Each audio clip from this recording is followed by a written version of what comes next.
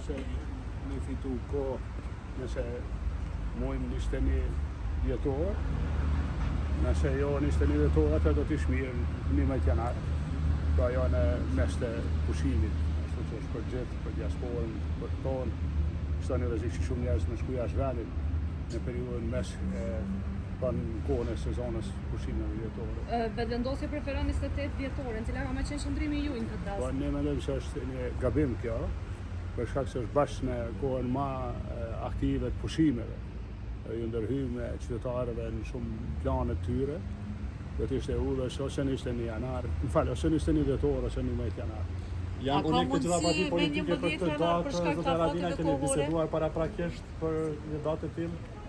Besoj që interesi gjithë neve është e fola atje në parlament, edhe pse një pjesë e tyre në vetëvendosje shpresojnë se ardha e diasporës është në favor të tyre.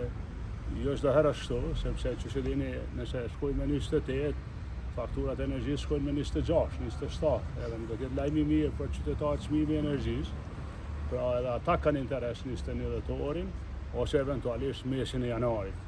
Tani presidentja në diskrecion i ka 10 ditë me shpenda parlamentit që mund ta shtyjnë pa deri në 11 janar. Faleminderit shumë. Ju lutem.